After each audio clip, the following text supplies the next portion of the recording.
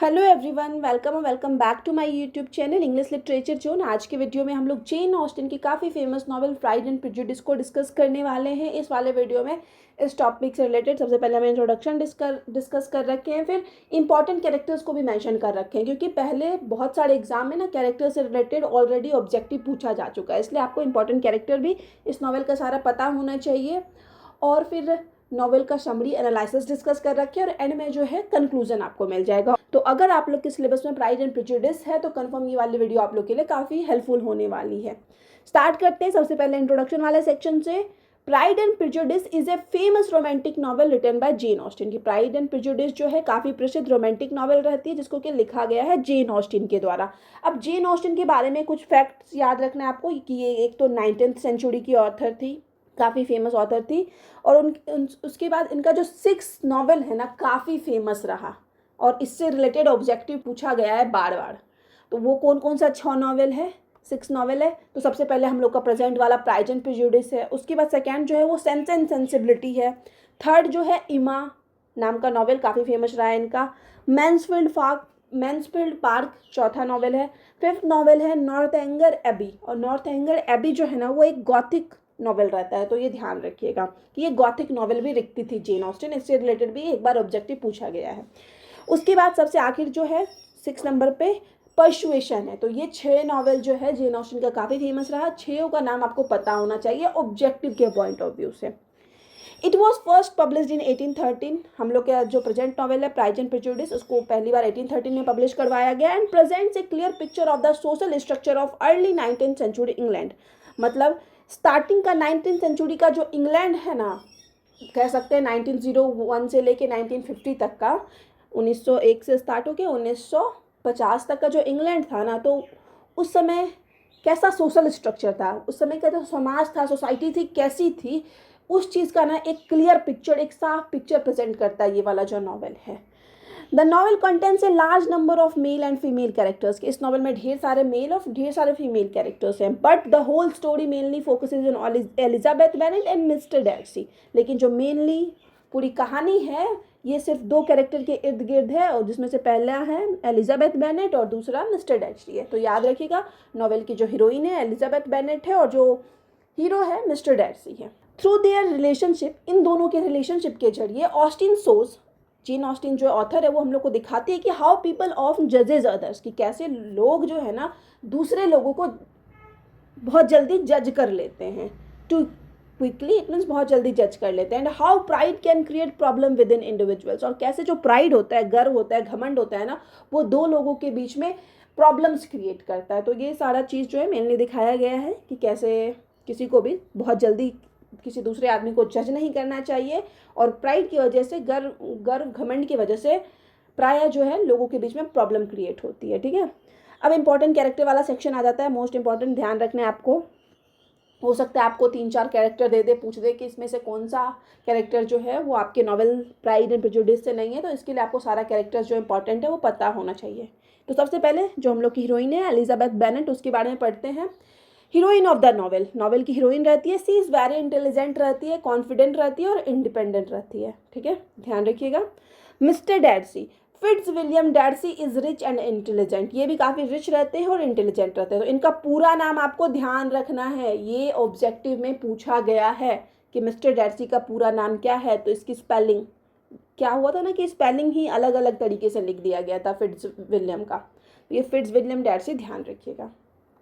ठीक है, at first he was very proud, मतलब स्टार्टिंग में जो मिस्टर डार्सी रहते हैं ना वो काफ़ी घमंडी रहते हैं, एरोगेंट रहते हैं, which creates misunderstanding between him and Elizabeth, जिस वजह से, मतलब मिस्टर डार्सी जो है स्टार्टिंग में बहुत ज़्यादा घमंडी रहते हैं, एरोगेंट रहते हैं, इस वजह से मिस्टर डार्सी और एलिजाबेथ के बीच ना बहुत ज़्यादा मिसअंडरस्टैंडिंग आ जाती है। फिर है Jane Bennet, Elizabeth's elder sister, Elizabeth की सबसे बड़ी बहन रहती है Jane Bennet, and the most beautiful daughter of the Bennet family, और बेनेट फैमिली में टोटल 5 डॉटर थी, जिसमें कि सबसे सुंदर यही जेन बेनेट रहती है। तो याद रखिएगा कि सबसे बड़ी डॉटर है जेन बेनेट, फर्स्ट नंबर की, और सबसे सुंदर रहती है। She falls in love with mister Bingley, और इसको मिस्टर बिंगले से प्यार हो जाता है। फिर मिस्टर बिंगले है, ही ट्रूली लव जेन बेनेट, ये भी जेन बेनेट से काफ़ी ज़्यादा प्यार करता है। Mister and Mrs Bennett, mister and Mrs mister Bennett is father, mister Bennett जो है फादर रहते हैं, Mrs Bennet is the mother of the Bennet family, कि दोनों हस्बैंड वाइफ है, मिस्टर और मिसेस बेनेट। और इन्हीं को जो है 5 डॉटर रहते हैं, जिसमें कि हम बताएं सबसे पहले नंबर पे जेन ऑस्टिन है, जो सबसे सुंदर रहती है, जिससे मिस्टर बिंगले को प्यार हो जाता है और वो भी मिस्टर बिंगले से प्यार करती है। उसके बाद सेकेंड नंबर की जो डॉटर रहती है वो हम लोग की जो हीरोइन है ना, एलिजाबेथ बेनेट, वो रहती है। और ये ऑब्जेक्टिव भी बार बार पूछा है कि एलिजाबेथ बेनेट जो है वो कितने नंबर की डॉटर है, तो ये ध्यान रखना है। फिर उसके बाद है लाइडिया बेनेट, यंगेस्ट बेनेट सिस्टर, ये सबसे छोटी बेनेट सिस्टर रहती है, इसमें 5th नंबर की रहती है, तो इसका भी नंबर आपको ध्यान रखना है। फर्स्ट नंबर पे जेन बेनेट, सेकेंड नंबर पे एलिजाबेथ बेनेट और सबसे आखिरी 5वें नंबर पे लीडिया बेनेट। ठीक है, तो ये सबसे छोटी डॉटर रहती है। Lydia runs away with Wickham, और ये विकहम नाम के कैरेक्टर के साथ नॉवेल में भाग जाती है, इसलिए ये इंपॉर्टेंट है। क्यों? क्योंकि काफ़ी इंपॉर्टेंट एक जो है कि वो शादी बिना शादी किए भाग जाते हैं किसी के साथ, इसलिए इससे रिलेटेड ऑब्जेक्टिव कभी कभी पूछ देता है। फिर आगे George Wickham, George Wickham is a charming but dishonest soldier, मतलब जॉर्ज विकहम जो है काफ़ी आकर्षक रहता है लेकिन बेईमान सोल्जर रहता है, सैनिक रहता है। ही लाइज अबाउट डैर्सी, वो डैर्सी के बारे में बहुत कुछ झूठ झूठ बोलता है। एंड गेन्स एलिजाबेथ सिंपैथी, और एलिजाबेथ का सिंपैथी मतलब अपनी और होता है ना सहानुभूति पाता है। ये झूठा झूठा कहानी एलिजाबेथ को बताते रहता है डैर्सी के बारे में, और इस तरीके से वो एलिजाबेथ का सिंपैथी पाता रहता है। लेकिन एंड में भाग किसके साथ जाता है? लीडिया बेनेट के साथ, जो कि सबसे छोटी बहन है एलिजाबेथ की। फिर है मिसेस कॉलिंस, एक मिसेस कॉलिंस नहीं होगा, आप ये ठीक कर लेना, मिस्टर कॉलिंस होगा, ठीक है, ये चीज़ ठीक कर लेना, ये मिसेस कॉलिंस नहीं होना चाहिए। तो मिस्टर कॉलिंस जो है एक क्लर्जी मैन रहता है and a relative of the Bennet family, एक क्लर्जी मैन रहता है, पादरी रहता है हम लोग कह सकते हैं, और रिलेटिव रहता है बेनेट फैमिली का। ही प्रपोजेज टू एलिजाबेथ, ये एलिजाबेथ को प्रपोज करता है जो कि हम लोग की हीरोइन है, बट सी रिजेक्ट हिम, लेकिन जो एलिजाबेथ है ना वो इसको रिजेक्ट कर देती है। ठीक है, मिस्टर कॉलिंस के बारे में एक और फैक्ट आप ध्यान रख सकते हो कि मिस्टर कॉलिंस जो है ना ये ना एक कज़न रहता है, जो बेनेट फैमिली है ना उसका कज़न रहता है। इस वजह से बेनेट फैमिली की जो संपत्ति है ना, जो भी उन लोग के पास वेल्थ है, वो सारा एट द एंड इसका मिस्टर कॉलिंस का होने वाला रहता है। ठीक है, ये फैक्ट आपको मिस्टर कॉलिंस से रिलेटेड ध्यान रखना है। फिर आगे है Charlotte Lucas. Charlotte Lucas is Elizabeth sensible and practical friend. Charlotte Lucas जो एलिजाबेथ की काफ़ी संवेदनशील और प्रैक्टिकल फ्रेंड रहती है। सी मैरिज मिस्टर कॉलिंस, और ये चार्लोट ल्यूकस जो है मिस्टर कॉलिंस से शादी करती है एंड में फॉर फाइनेंशियल सिक्योरिटी, और शादी इसलिए करती है फाइनेंशियल सिक्योरिटी के लिए, इट मीन्स वो होता है ना पैसे से सेटल हो जाए, इसलिए शादी करती है, क्योंकि बेनेट फैमिली का सारा जो जायदाद था, सारा जो धन था, वो मिस्टर कॉलिंस को मिलने वाला था। तो यहाँ पे हम लोग का इंपॉर्टेंट कैरेक्टर स्केच जो है ख़त्म हो गया, जो जो कैरेक्टर्स थे हम बता दिए। अब आगे जो है हम लोग analysis of the novel, novel का एनालिसिस देखेंगे, और जो जो इंपॉर्टेंट टर्म आपको इंपॉर्टेंट चीज़ अलग से बताते जा रहे हैं वो ध्यान रखना है ऑब्जेक्टिव के पॉइंट ऑफ व्यू से। अब और आगे भी स्टोरी के कंटिन्यू करते हुए ये चीज़ आपको हम बताएंगे। The novel start with its famous opening lines, ये जो नॉवेल स्टार्ट होती है ना, एक इस नॉवेल के प्रसिद्ध ओपनिंग लाइन से स्टार्ट होती है, और इस नॉवेल का फेमस ओपनिंग लाइन क्या है?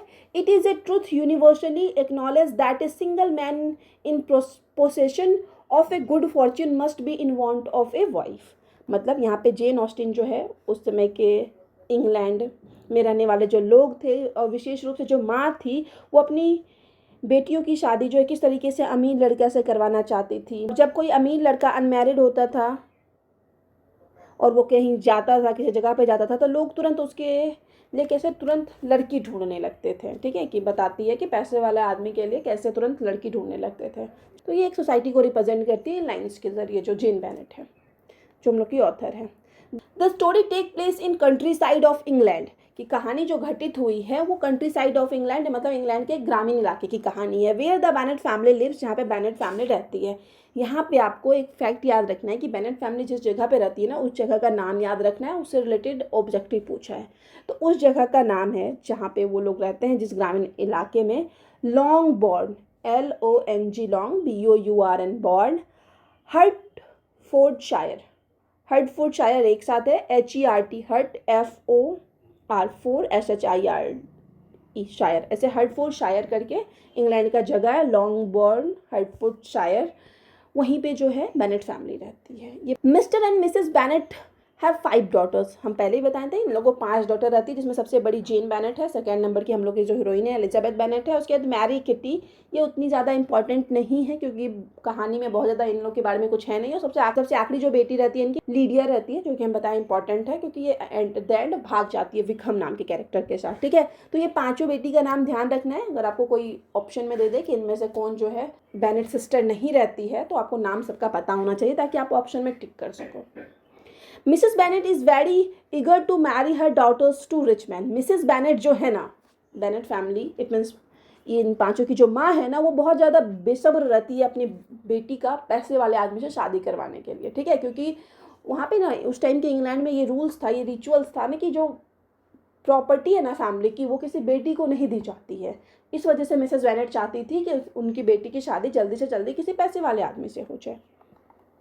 Elizabeth Bennet the second daughter is intelligent, confident and honest. Elizabeth Bennet जो कि हम लोग की हीरोइन है, वो सेकेंड डॉटर रहती है, काफ़ी बुद्धिमान रहती है, कॉन्फिडेंट रहती है, ऑनेस्ट रहती है। Jane Bennet the eldest daughter, Jane Bennet जो सबसे बड़ी डॉटर है, इज जेंटल, काफ़ी नेक और ब्यूटीफुल रहती है। When a rich young man named Mr Bingley comes to live, कि जब एक रिच अमीर लड़का जिसका कि नाम मिस्टर बिंगले है वो वहाँ रहने आया था, near by the family becomes excited. मतलब बेनेट फैमिली के ही बगल में ये बिंगले नाम का जो लड़का है, यंग लड़का है, पैसा वाला है, वो रहने आया था और इससे ना परिवार जो है बहुत ज़्यादा एक्साइटेड हो जाता है। और विशेष रूप से मिसेस बेनेट एक्साइटेड हो जाती है, उसको लगता है अब मेरी किसी ना किसी बेटी का हम इससे शादी करवा सकते हैं। एट ए पार्टी, एक पार्टी के दौरान Mr Bingley is friendly and quickly likes Jane. Mr Bingley जो है जेन से काफ़ी फ्रेंडली होते हैं और तुरंत पसंद करने लगते हैं। जेन काफ़ी खूबसूरत रहती है। However his friend mister Darcy appears proud and unfriendly. हालांकि मिस्टर बिंगले के जो फ्रेंड है ना मिस्टर डैर्सी, वो काफ़ी घमंडी अनफ्रेंडली टाइप रहते हैं। डैर्सी इंसल्ट एलिजाबेथ बाय सेइंग, डैर्सी जो है ना उस पार्टी में एलिजाबेथ बेनेट भी रहती है, तो वो ना उस पार्टी में ही एलिजाबेथ बेनेट का इंसल्ट करते हैं। डैर्सी जो है वो क्या कहते हुए, she is tolerable but not handsome enough to tempt me. मतलब वो ठीक ठाक है, मतलब सुंदरता पे कमेंट कर रहे हैं कि वो ठीक ठाक है लेकिन इतनी भी सुंदर नहीं है कि वो मुझे आकर्षित कर ले। ठीक है, तो इस तरीके का लाइन पार्टी में डैर्सी जो है एलिजाबेथ के लिए करता है। Elizabeth feels hurt and immediately dislikes him. अब किसी लड़की के मुंह पे कोई ऐसा बोल दे तो सेम यही एलिजाबेथ को बहुत बुरा लगता है, वो तुरंत उसको नापसंद करने लगती है डैर्सी को। Her opinion of Darcy becomes worse, उसका जो ओपिनियन था, राय था डैर्सी को लेके, वो काफ़ी ज़्यादा बुरा होता जाता है। सी मीट्स मिस्टर विक्रम, उसी पार्टी में वो मिस्टर विक्रम से भी मिलती है एलिजाबेथ। ए चार्मिंग सोल्जर, जो कि एक आकर्षक सैनिक रहता है, who tells her negative about Darcy. तो इसी मिस्टर विक्रम जो है इसी चीज़ का फ़ायदा उठा के कि एलिजाबेथ डैर्सी को नहीं पसंद करती है और ये क्या करता है, उल्टा पुल्टा चीज़ डैर्सी के बारे में बताता है एलिजाबेथ को। एलिजाबेथ बिलीव्स विक्रम, एलिजाबेथ जो है यकीन कर लेती है विक्रम का, बिकॉज सी ऑलरेडी डिसलाइक डैर्सी, क्योंकि ऑलरेडी वो नापसंद करती थी डैर्सी को। इस वजह से विक्रम जो भी कुछ बोलता है डैर्सी के बारे में, ये आंख बंद करके ट्रस्ट कर लेती है विक्रम पे। Meanwhile Bingley and Jane grow close to each other. वहीं दूसरी तरफ बिंगले और जैन जो एक दूसरे से प्यार करते थे, एक दूसरे के और नज़दीक आते हैं। But Darcy and Bingley sister think Jane is not suitable for him. लेकिन डैर्सी जो कि बहुत घमंडी है स्टार्टिंग में, और बिंगले की जो बहन रहती है, उन दोनों को लगता है कि जेन जो है ना वो सही लड़की नहीं है मिस्टर बिंगले के लिए। डैर्सी हेल्प सेपरेट दैम। अब डैर्सी जो है पूरी कोशिश करता है बिंगले और जेन को अलग करने की, believing he is protecting his friend, क्योंकि डैर्सी को लगता है कि वो अपनी फ्रेंड को, अपने फ्रेंड मिस्टर बिंगले को बचा रहा है, मतलब उसको जेन से अलग करके। Elizabeth prejudice against Darcy grows stronger. और ये जब एलिजाबेथ को पता चलता है कि ये मेरी बहन को मिस्टर बिंगले से अलग करना चाह रहा है, तो एलिजाबेथ का जो प्रिजुडिस था, मतलब पूर्व अवधारणा थी, जिस तरह से वो पहले से ऑलरेडी जज कर रखी थी डैर्सी को, वो और भी ज़्यादा स्ट्रांग हो जाती है। मतलब उसका नफरत और भी ज़्यादा बढ़ जाता है डैर्सी के लिए। से थिंग्स, वो सोचती है he is arrogant and selfish, की डैर्सी जो है बहुत ज़्यादा एरोगेंट और सेल्फिश है। डैर्सी हाउएवर सीक्रेटली एडमायर्स एलिजाबेथ। हालांकि डैर्सी जो है ना धीरे धीरे एडमायर इट मीन्स होता है ना, थोड़ा पसंद करने लगता है एलिजाबेथ को, for her intelligence and strong personality, उसके इंटेलिजेंस, उसकी बुद्धि के लिए और स्ट्रांग पर्सनैलिटी के लिए। A famous line about Elizabeth is, अब यहाँ पे प्ले में एक फेमस लाइन एलिजाबेथ यूज़ करती है, एज ए कोट आगे मेंशन कर रखे हैं। वो लाइन है, I could easily forgive his pride if he had not mortified mine. कि यहाँ पे एलिजाबेथ कहती है कि वह डैर्सी के घमंड को आसानी से माफ़ कर देती अगर वह उसके आत्मसम्मान को, सेल्फ रिस्पेक्ट को ठेस नहीं पहुँचाया होता। ठीक है। This shows how wounded pride affects her judgement. तो ये दिखाता है कि किस तरीके से जो एलिजाबेथ का जो वुंडेड प्राइड है, इट मीन्स चोट पहुंचा हुआ आत्मसम्मान है ना, उसके जजमेंट को अफेक्ट करता है। Mister Collins A foolish and talkative clergyman. Mister Collins एक मूर्ख और बहुत ज़्यादा बोलने वाला क्लर्जीमैन है, पादरी है। वो will inherit the Bennet family property, जो कि आखिर में वारिश होने वाला है बेनेट फैमिली के प्रॉपर्टी का। बताया था ये कज़न रहता है बेनेट फैमिली का। ही फर्स्ट प्रपोजेज टू एलिजाबेथ। ये भी एलिजाबेथ को पसंद करता है तो ये भी प्रपोज कर देता है, बट सी रिफ्यूजेज हिम। लेकिन एलिजाबेथ इसको मना कर देती है, because she does not want to marry without love. क्योंकि एलिजाबेथ जो है बिना प्यार वाला शादी नहीं करना चाहती थी, इसलिए मिस्टर कॉलिंस को एलिजाबेथ मना कर देती है। Soon after her friend Charlotte Lucas marriage mister Collins. और तुरंत इस चीज़ के बाद जो एलिजाबेथ की फ्रेंड रहती है चार्लोट ल्यूकस, वो मिस्टर कॉलिंस से शादी कर लेती है। हर जगह पे यहाँ पे मिसेज हो गया, आप ध्यान रखना ये गलती से हो गया है, ठीक है, ये मिसेज नहीं होना चाहिए।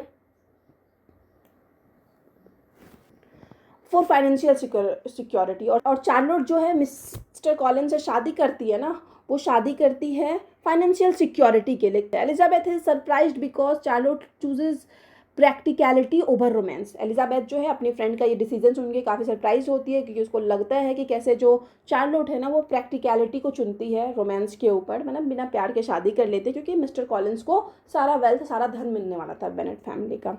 थ्रू दिस मैरिज, इस शादी के जरिए Austin shows the limited choice women had in society. Austin दिखाती है कि सोसाइटी में जो है औरतों के पास कितना लिमिटेड चॉइस होता है, ठीक है, सीमित चॉइस होता है। Later Darcy proposes marriage to Elizabeth. अब आगे इस नॉवेल में जो है डार्सी एलिजाबेथ को प्रपोज करता है शादी के लिए। अल्दा ही लव्स हर, हालांकि डार्सी थोड़ा थोड़ा मतलब आकर्षित हो गया था एलिजाबेथ को लेके, उससे प्यार करने लगा था। He speaks proudly while proposing, लेकिन फिर यहाँ पे बड़ा ही घमंड से प्रपोज करता है एलिजाबेथ को। Elizabeth angrily rejects him. Elizabeth जो गुस्से में रिजेक्ट कर देती है उसके प्रपोजल को। She accuses him of separating Jane and Bingley. वो उस पर आरोप लगाती कि कैसे तुम मेरी बहन और बिंगले को अलग करने वाले थे। एंड ट्रीटिंग विक्रम बैडली, और कैसे तुम विक्रम जो एक बताए थे सोल्जर रहता है, तुम उसको साथ बुरा ट्रीट करते हो।